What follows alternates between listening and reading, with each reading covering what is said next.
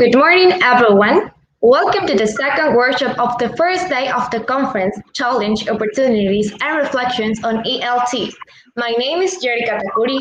I am a student of fifth semester in the English language teaching major in UNAE. I'm responsible for hosting this presentation today, and I'm glad to welcome Marta Lara, who has a master in linguistics applied to learning of English. Also, she has written some articles to the Digital Science magazine. Among them are the usage of crossword puzzles to improve English level, one student's spelling skills in 2020, and Bloom's taxonomy and the flipped classroom in 2019. Today, Marta Lara will present a workshop about the first 5 minutes that boost an effective EFL class. Please, if you have questions, comments, or doubts, write them down in the chat space. And at the end of the presentation, Marta Lara will answer questions from the audience. Now, here's our guest, and we can start with the presentation.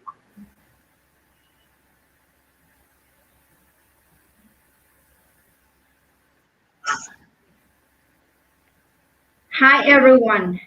Thank you for being here and welcome again to the conference. As Jerika already mentioned, my name is Marta Lara, and today I am going to be sharing some experiences regarding the first 5 minutes that boost an effective EFL class. Ready to start? Let's get started.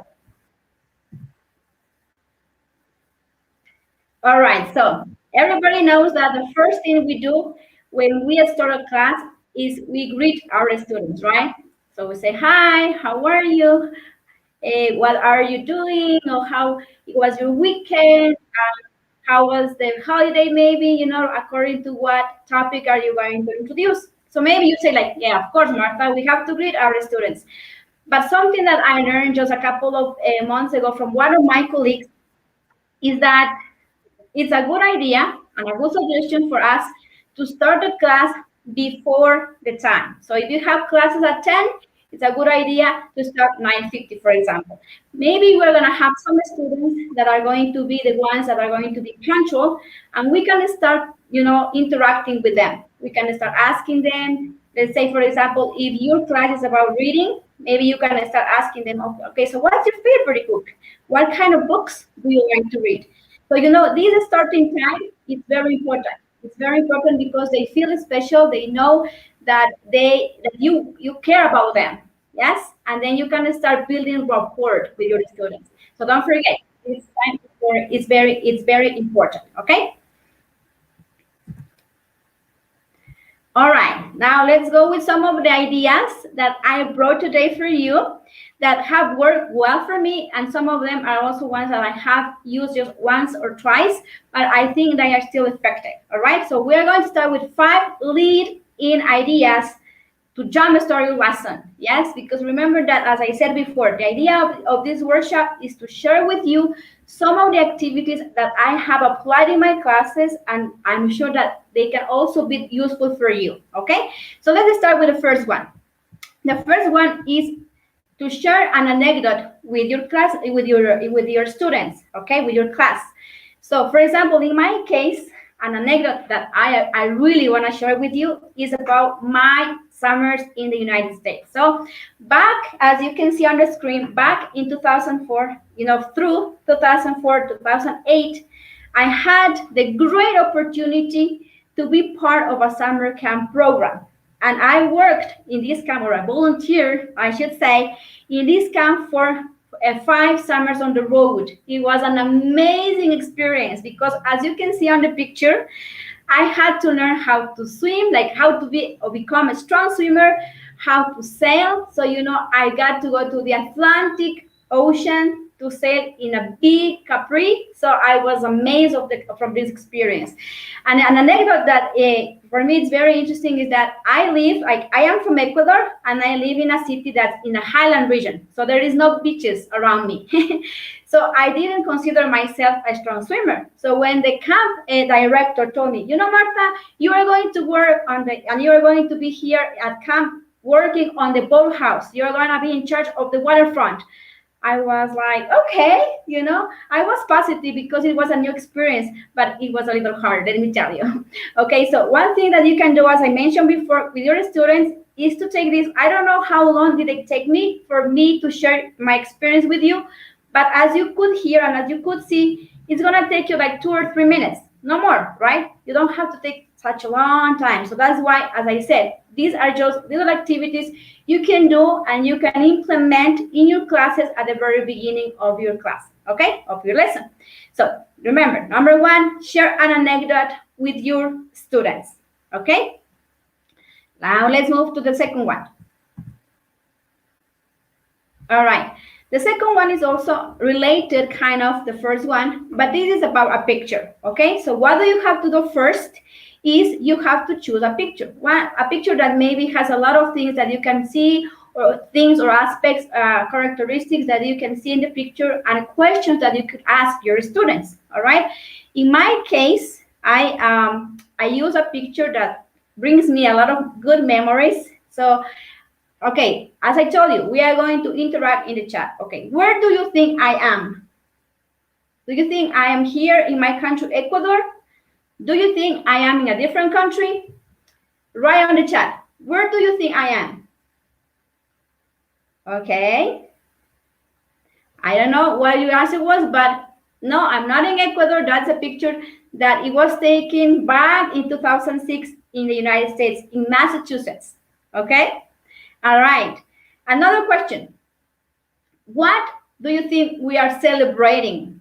Because we are celebrating something in that picture. What do you think we are celebrating that day? Or we were celebrating that day? Okay, if you want, please interact on the chat and tell me what do you think? What is the special occasion on the picture? All right. Okay, so we are celebrating, or we were celebrating, the 4th of July. Okay, so you can start asking your students these kind of questions. Okay, depending on the level. The reason why I am sharing these activities with you is because they can be adjusted to the level of your students. For example, if you have like a beginner level, you can always ask them questions like, how many people can you see in the picture? Yes? Okay, you can say, okay, can you describe the boy that is sitting on the front and he's wearing a blue t-shirt? Like, you can ask them specific questions, yes, depending on the level, as I mentioned. And again, remember, this is a warm-up activity or a lead-in activity that's just going to give you a little time at the very beginning to get your class started. Okay, did you like this activity? I do. I don't like it.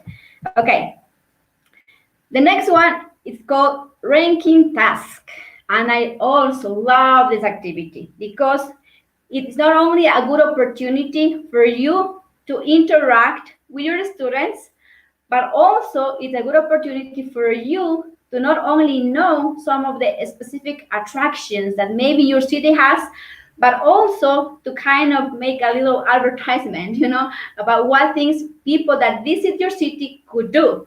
So in my case, as I think I told you at the very beginning of my presentation, I am from a city that's called Riobamba. That's here in Ecuador. So what things could you do if you come to my city and visit? Okay, so you can, even with grammar we can emphasize the use of the conditionals. Yes, if you want. Again, all these activities can be adjusted. That's why I really like them. All right, so for example, in my case, if you see the picture, on the back of the picture, you see a big mountain, right? That is our beautiful snow-covered mountain, Chimborazo. Yeah, I think most of you know it because it's very, very popular, famous, I should say, because it is one of the highest mountains in the world. So, if you visit my city, you can climb the Chimborazo mountain. Okay, what else could you do if you visit my city? If you visit my city, you can go or you can visit the different churches. We have many different churches that have, as you see on the picture, a great, wonderful, unique architecture. Okay, Another thing you can do is you can travel by train, like you can have a spectacular trip taking the train. And there is a specific place that everybody should visit that's called the Nariz del Diablo. Yeah? So that's something that you could do, or some of the things that you could do in my city. Okay, now you tell me, if I go and visit your city, what things could I do? Could you please write on the chat? I would really love for you to tell me, where are you from? What city do you live in? And again, you know, this is part of the activity that we are doing right now as ranking. So you have to tell me what kind of attractions could I see in your city, or what kind of things could I do in your city? Okay, so please, do you want to interact a little bit? Please write down on the chat, where are you from? What city do you live in? And what attractions does your city offer? Okay, so I can know a lot about different places, not only in my country, but maybe in different countries as well. And maybe next time I will take a trip. Okay, all right. Let's continue. So remember, that was the third activity, or the third lead-in activity that I am suggesting. Okay, ready to continue? Okay, so now we are going to continue with activity, or lead-in activity 4. That it says quote or question. And you know, something that I started doing like last semester with my students is to start my class with a quote. And I really liked it, not only because I am giving my students the opportunity to think, to be like a little bit more critical, but also to know what kind of ideas or perspectives do they have about a specific quote, or about a specific situation. Because you know that one of the characteristics of a quote is that the quote always has a message, right? So that's what they are so good when you are using them as a leading activity for your classes. Okay, so of course you can also choose, right, a quote that's related to your topic, but not necessarily, right? Maybe in my case, for example, it has worked for me that I use them more like for teaching my students, or reinforcing, I should say, because they already know. But maybe like reinforcing values, like, you know, to just motivate them, to encourage them. So at the beginning of the class, it's a very good idea to start encouraging your students, to start telling them, you know, you can do it, go ahead. And in this case, I brought this example that says, travel is never a matter of money, but of courage. Okay, so how do I usually do this activity? First, I choose one of my students from the class, and I ask him or her to read the quote. After that, I ask him or her, what does he or she thinks about this specific quote?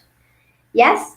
So sometimes I ask 2 or 3 students, depending on, you know, as I said before, on the time, because the idea is just to take 5 minutes the most to start our lessons. Okay? So after that, I will ask them for their ideas, criteria, etc. And then I will emphasize or reinforce a little bit what is the message of this quote.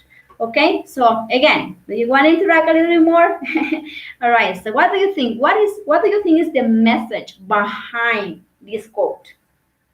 Is there any message, do you think, behind this quote?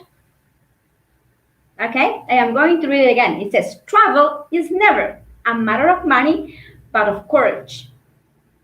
Okay, so some of the ideas that I could share with you about this quote, you know, is number 1, that any initiation, in this case, you know, related to the quote, including the desire to travel, lies deep in the core of our hearts, right? In other words, if you really want something, then you are going to find a way to fight for it and get it, right? So I like also the sentence that I have in the bottom that says, money is nothing but an excuse, okay? So in this case, what is the message of this quote? That sometimes we really have the desire to do something, to become something, but we also find excuses, right? We are like, no, because I'm too old for that. I don't think I do it anymore, right?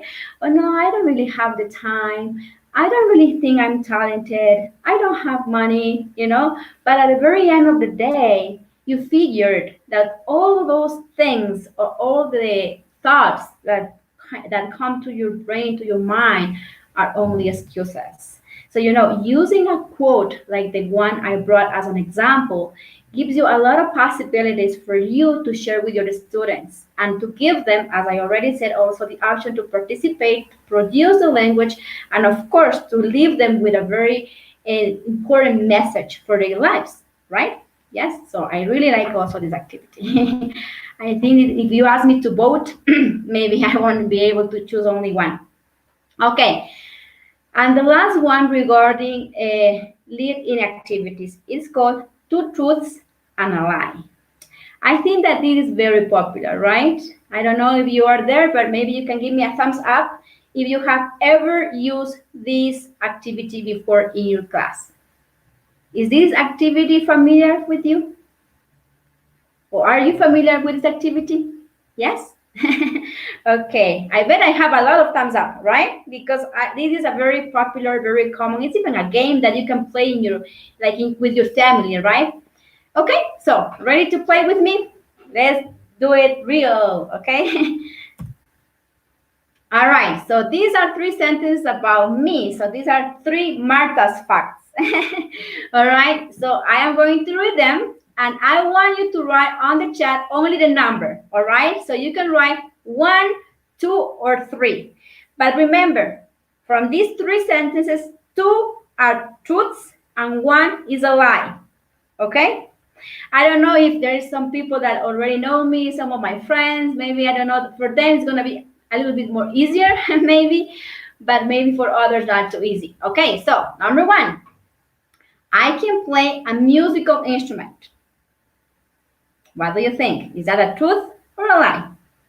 Number 2, I have 2 children. Is that a truth or a lie? And finally, number 3, I speak 3 languages. What do you think? Okay, so I'm going to give you a couple of seconds, maybe a minute, for you to think. What do you think is not true? Okay, what do you think is, or which one do you think is the lie? Maybe some of you are going to say, I don't know, like, I look at her, but I don't really know. So it's sometimes kind of complicated, right? But while you vote, I just want to mention something about this activity. It's not only good for you, as I said, to catch your students' attention and to make them feel engaged with the class, but also it's a good way to know your students. Yes, because once you do this, you can do that the first class with you, like maybe the next class you can ask one student to do the same, and then you can keep going like that, right? So when you analyze these kind of facts or lies or truth or lies with your students, then also you are going to have the opportunity to know more about them, right? Okay, how was it? Were you able to guess? All right, ready for the answer? Yes? All right, so I'm going to start one by one. All right, number 1, I can play a musical instrument. That is a truth. It's funny because, like a year ago, I was like, okay, there are so many things I would have liked, in my life. And maybe I haven't really fulfilled all my dreams, my expectations, things that I wanted to learn. So it was funny because I asked one of my friends, and he said, like, you know what? I think you have to start like little by little, like baby steps. And guess what? He suggested for me to learn how to play the ukulele. So I love my little ukulele, and yes, I can play a musical instrument, and that musical instrument is my beautiful ukulele. All right, so that's a truth. All right. Next one. I have 2 children. That is the lie. Yes, so if you chose number 2, you were right. No, I only have 1 child. He's an only child and he's 23 years old. So yes, that is the lie. And finally, number 3, I speak 3 languages. Yes, I do. I speak English, I speak Spanish, and I speak a little French. Okay, so the lie was number 2. Did you like this activity? As I said, it's very interesting, and also you can have the possibility to know a little bit more about your students doing this kind of activity. Okay, all right, so that is the end for the first part. So I don't know if you would like to ask some questions. If you do, please write them on the chat, the questions related to this first part of the presentation, which were 5 lead-in activities. Okay? All right, so I'm just gonna give you a couple of seconds so you can write some questions on the chat. I have my beautiful helper moderator friend, Jerica. She's going to be helping us at the very end to answer your questions, okay? All right. Let's continue. All right, so as I told you at the beginning, I divided my presentation or my workshop into 2. Yes, the 5 that we just went through, those were 5 lead-in activities. Now we are going to go through 7, for me, most effective warm-up activities.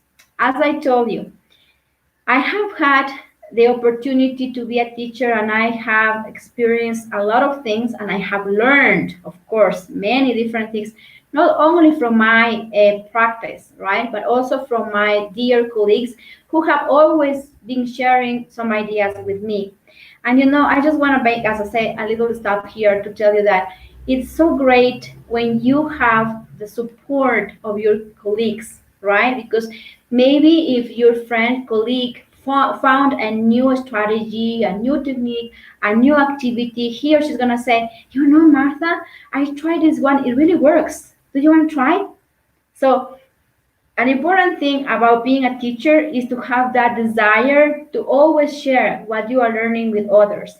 That's the reason why we are here, right? Because everybody, I'm sure that the majority of people that are here right now have many other great ideas, besides from the ones I'm sharing.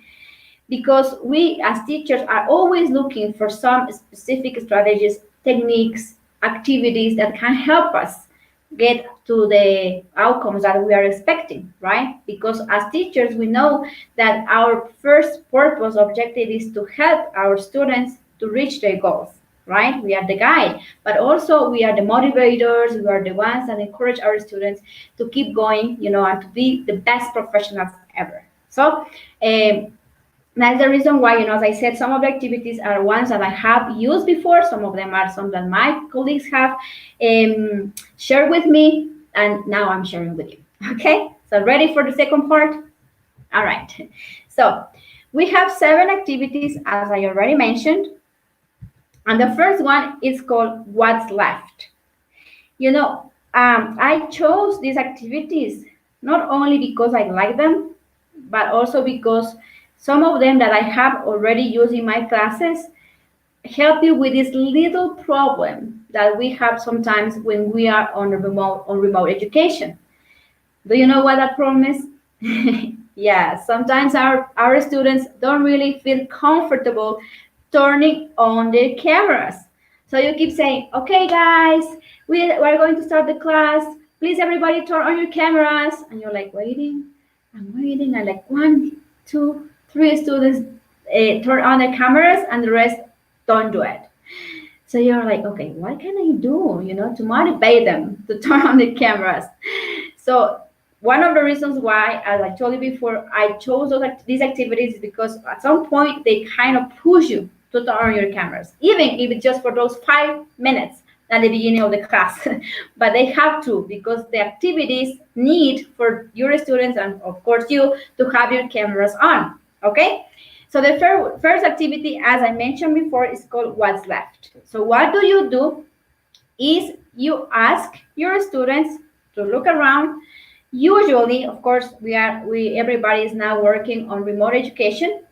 So we usually have a desk, right? And we have like some material, like a book or some papers, like some pieces of paper. We have, maybe in my case, I have around me, I have my printer, etc., right?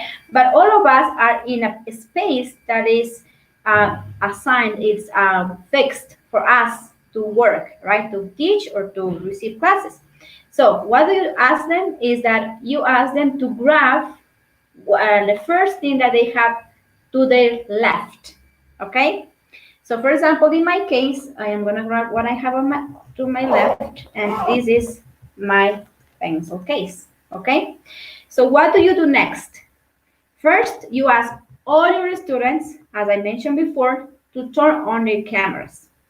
Once they did that, you ask them to grab one object they have to their left, okay?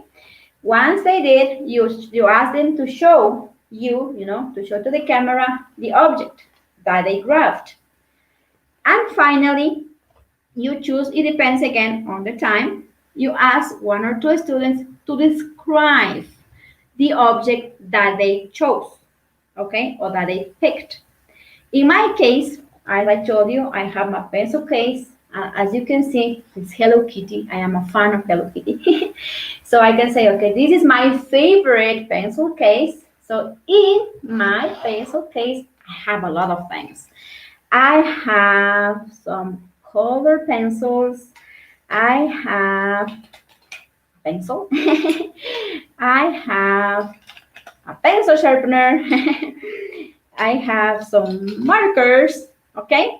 So you can keep describing, and according to the level, maybe you can ask follow-up questions, right? So for example, you can say, okay, Maria, what color is Martha's pencil case? Yeah? And you can ask also, after, the student described the object, you can ask, for example, Pedro, can you repeat, or can you tell me what objects does Martha have in her pencil case? And you can start listing some questions and ask your students to actively participate in this warm-up activity. Yeah, it's interesting, right? Okay, so that was the first one. Let's go with the second one. This is also a nice one. It says, it's called, I Spy. And for this activity, they must turn on their cameras. Why? Because what do is you have your screen, right? And you have all your students there. So you, as a teacher, you choose one student, okay? So let's say that I chose Isabel, okay? And I'm not gonna say, or I'm not gonna mention the student's name, of course, because according to the description, I am going to give, the rest of the students have to guess who is the person I am describing, okay? So just as an example, let's say that I am going to choose a person that her name is Isabel. So what do? I start just describing. I don't mention her name, right? So I say, okay, so I see a person that has long black hair. This person is wearing a black jacket. She's also wearing a red scarf, and then I keep going. I keep describing in detail everything that we can see, like everybody in the class can see about this person. And then the person that already knows who is the person I am describing, or the student that already guessed, then he can just raise, or he or she can just raise the hand and say, yeah, teacher, I already know who the person is, okay? One thing I always encourage my students to do is to actively use the images or the resources that we have in our platform. I know that here some of you might work, with Zoom, others maybe with Meet, others maybe with Teams, but all these platforms have something in common, and that is that they have these images, right? Like a thumb up, like a smiling face. So I always encourage my students to actively participate in class, at least with a thumb up, right? Like if they understood or they are, following the class, they can just show that, yes, teacher, we are following your class, okay? So in this case, remember also that the platforms have an option for the student to raise his or her hand. So what do you ask them? In order not to have a little organization in your class, you ask them to raise their hand and then answer. And then, in this case, say the name of the person that the teacher was describing. Again, you can do that, of course, first, because in this way, you are giving them an example. But again, in the next classes, you can ask one student to describe another student. Okay, so I have put up like that, and I really like it because they're like this, right? Like they are paying attention to the details, to their classmates' clothes and characteristics and everything. So I think it is a good way, as I mentioned again, to motivate our students to turn on their cameras. Okay, all right. So that was number 2. Let's move on to number 3. Okay, number 3 is name 10. And I have done this in 2 ways. One, I have asked my students to write these 10 words on the chat. But I have also picked one student and asked him or her to say the words. So it depends on you, right? One of the situations that might change the way we can apply these activities in our classes is maybe the number of students, right? Maybe some of us have 20 students in the class, others maybe 50, others maybe 80, So we have to have as teachers, I know we do, we have like that creativity, right? We are really creative. So we can just, as I said, adjust all these activities to our group. So if you have a lot of students, maybe it's a better idea to ask them to interact or to name, the category that you give them on the chat. If you don't have too many students, maybe you can just go by the attendance list. You can just choose or pick one student, and then you can ask this specific student to name the category, or to say the 10 words about the category that you already gave them. Okay, so that's up to you. If you want to do it, as I said, through the chat or orally, then that's your decision according to what kind of what is your class,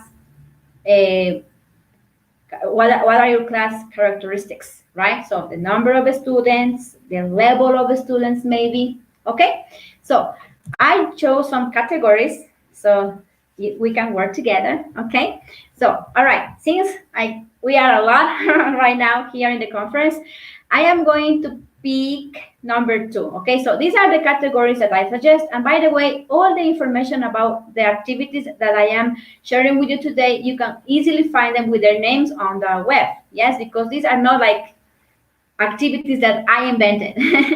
Somebody else already did. Okay, so if you want to know more information about any of the activities that I am sharing today, you can always go to Google, and then you can look for the activities with their names, and then you will find a lot of information useful for your classes. Okay, so some of the categories that kind of look more like interesting for me were sports played with a ball, 3-letter parts of the body, and fun things to do on a Saturday.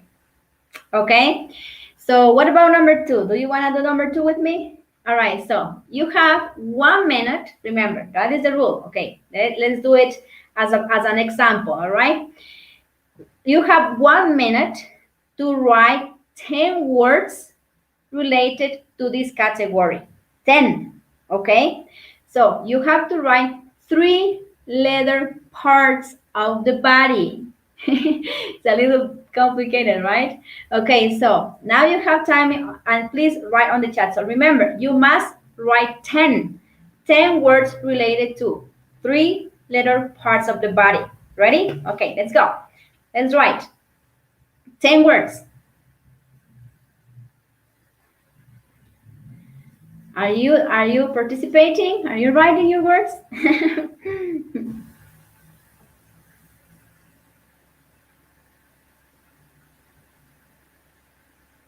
I will ask Jerica later on and see who got it, who could write 10 words that are related to 3-letter parts of the body. I'm sure I have a lot of participations because we have not only teachers, but also students and a lot of people here in the conference. So thank you for your participation. Okay, so remember this was name 10, okay? And of course, you have to choose the category that is, more attractive, maybe more interesting for your students. Okay, let's move to number 4. This is also a very popular one because this game actually even has cards that they are already done. You can go to, I don't know here, but you can go to a bookstore and then you can just buy the cards with the questions. So again, this is also a game or an activity that most people also play in their with their family, okay, at home. So I really like this one because it has so many possibilities. So many possibilities. Like you can just ask anything that you want, right? Like for example, on the picture. So the question is, would you rather only eat salty foods or only eat sweet foods? What do you think? Okay. So if you would rather do number 1, just write on the chat 1. And if you would rather do number 2, also please write on the chat 2. Okay, so what would you rather do? All right. So if you ask me, I would rather eat only sweet foods. So yes, I am a little, I have a sweet tooth. Okay, so again, how can you play this? As I did already. So you show a presentation, maybe PowerPoint presentation to your students with the questions. And you ask them, or you number them 1 or 2, right? So you ask them to choose 1 or 2. And again, the focus of this activity is for you to know a little bit more, like specific information about your students. As I mentioned a couple of minutes ago, it's not always easy, right? Especially when we have a lot of students. But you can just go little by little, right? Like maybe today you can just focus your attention into 4 students, next class 4, etc. But it's a good idea for you to keep track, to even if you have the opportunity to have a list with your students' names, their favorite food, their preferences, their hobbies. So you will get to know them a little bit better. And as I said at the beginning, you will be able to build rapport with them. That's very important for our classes as well, right? Okay, so I have other questions and I want everybody to participate, please. So remember, 1 or 2. Like the first one is 1, the second one is 2, right? Okay, let's go with other examples. Okay, number 1. You. Would you rather go to the library or download electronic books online? What would you rather do? Tell me.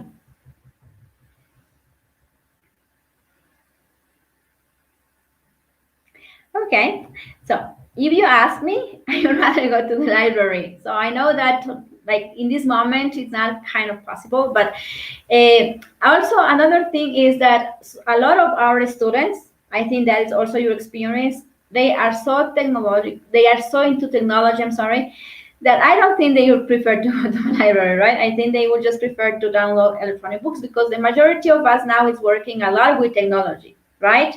So I think it's even easier. You don't have to walk, or you don't have to take a bus, or you don't have to drive to the library. So maybe you just stay home and you just download the books that you need, right? So, but in my specific case, I would rather go to the library.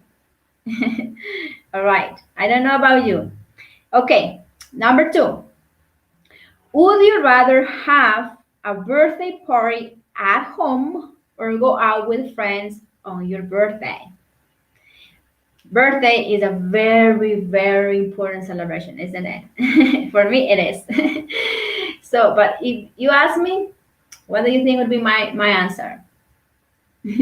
Okay, so I want everybody to say 1 or 2. Will you celebrate your birthday at home, or you would rather celebrate it with your friends, out with your friends? Okay. All right, so did you guess what I'd rather do? Okay, I'd rather stay at home for sure. Not only because I think the best way to celebrate an important day is to be with people you love and the people that love you, but also because when it's my birthday, everybody does what I want. Like as far as food, like on my birthday, I get to choose what I want to eat. Even the cake, like I have one brother and one sister, and my sister always asks me, so what do you want? So like, okay, I want this specific cake, I want this specific food. So I think that's the main reason why I prefer to celebrate my birthday at home. Okay, all right, and let's go with the last one, number 3. Would you rather be a fast writer or a fast reader? Sorry. So if you could pick, which would be your answer? Which would be the option that you choose? Right? Remember that I really want you to interact, so I don't want you to get bored. Okay. All right. So for me, I would rather be a fast reader. So what I really like about being English learners, because we are teachers, yes, but we are also learners, right? So in my case, it's kind of funny because I love reading. I love reading. I have a lot of books around me. Like I have at least like 50 books that I have read, and I always go back to them because I really like them. So I really like reading. But the funny thing is, let me tell you, I'm going to share this with you, is that whenever I take an international test, reading is not my highest score. It's not even my lowest one, but it's not like when I get the results, I don't feel like like reading is my strongest skill. So I think I really love to improve my reading skills, because that's something that I consider that I could do better. So I would rather be a fast reader. Okay, all right, ready to continue? Are you still there? Okay, number 5. So number 5 is sentences completion. And I really like this picture, because it gives you already some examples. As I mentioned before, I consider that being a teacher is such a grateful profession, because you not only have the opportunity to impact people's life, but also you make a lot of good forever friends.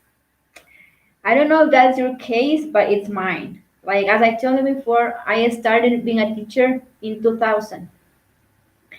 And up to now, I have some of my ex-students. Sometimes I don't remember their names, which is sad.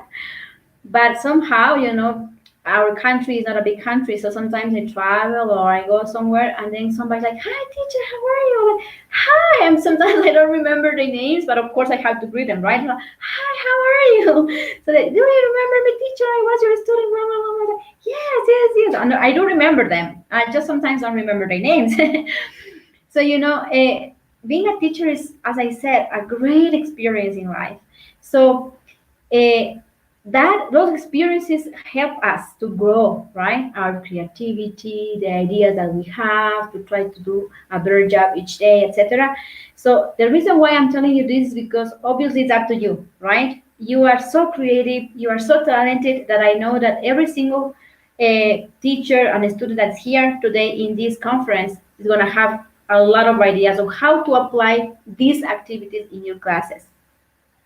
And also, again, this activity can be focused on knowing some of your students' preferences, or also it can be about the subject. It can be about practicing verb tenses, practicing punctuation, practicing using conjunctions. It depends on, again, what kind of topic do you want to introduce. But maybe if it's only a warm-up activity, as I said before, it's always better. I know. It's always better to connect everything in our classes, right? So the warm-up has to be related to the topic, then we have the presentation, practice, production, and everything is together. But we can always take a little time, to interact with our students, because that is the purpose of these activities. Yeah. So as you can see on the picture, we already have, like, there's some material that are those cards that you can see that are already made. So you can just choose the cards, you copy and paste them on a PowerPoint presentation, and that's it. Yeah, you have everything done. So I have here some sentences, and I am going to read, and I would really love for you to keep interacting on the chat and complete the sentences. I don't know how are you going to complete them, but I would be really happy to read your answers, and know which or what was the way you completed these sentences. Okay, so number one says, I feel embarrassed when okay, so in my case, I feel embarrassed when I make a mistake. Like when I'm teaching my class and I say something that is not correct, then I feel embarrassed. So that's what happens to me. Okay. Sometimes I worry about. Can you complete that, please? Okay. So sometimes I worry about time management. I am not the best at that, and sometimes I think I still have a lot of time, but I don't. So that's something sometimes I worry about. Okay, let's go with the next one. I feel scared when I see a mouse. I think I know that we don't have general rules for anything, but in my specific case, I am the kind of woman that runs away when I see a mouse. So I feel scared when I see a mouse. Okay. Next one. The best gift I received was. That's kind of difficult to answer for me. I don't know about you. Is that easy for you to complete? What is the best gift you have ever received? I don't know. Actually, I cannot really think about like a material thing, like a possession that I have. I don't really think that. But maybe, if I can just change a little bit that, I can say that the best gift I received was my son. I don't know which is yours. Are you completing the sentences? Complete them, please. All right, let's continue. I love this one. I'm different because I like to talk too much. So, I have my really close friends, and they always make fun of me because they're like, Martha, don't you get tired to talk? I'm like, no. So maybe that's why, that's one of my characteristics that maybe people is going to really see easily. Okay.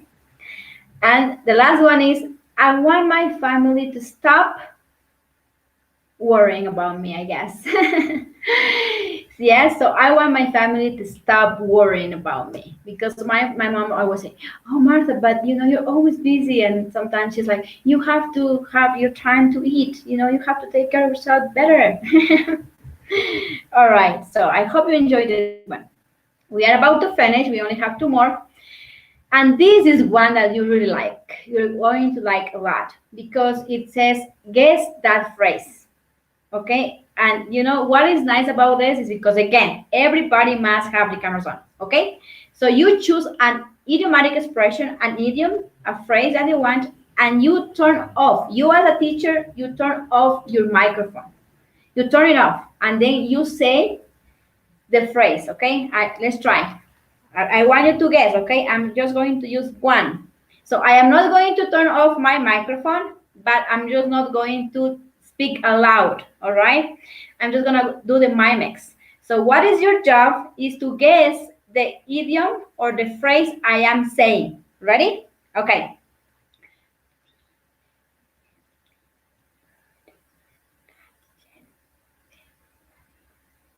I don't know if you got it. I try it again.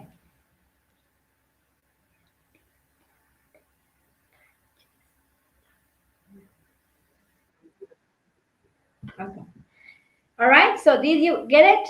Okay, so the phrase was, the early bird catches the worm.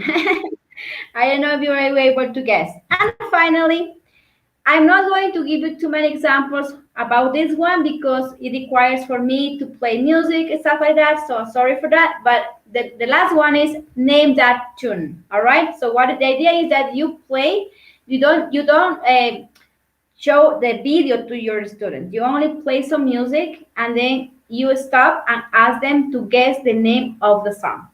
Yes, that's also nice. I really like it. There is a lot, like, I think everybody loves music. So there is no problem with that, right? Everybody loves music. So if you bring some music into the class, maybe that's going to activate your students' attention, right? Okay, so that was the last one. Thank you very much for your attention. I hope you liked my presentation. I hope you enjoyed this time. And now it's time for questions. So I'm going to ask Jerica if maybe she can tell me some of the questions that you share on the chat, and then I'm happy to answer all your questions.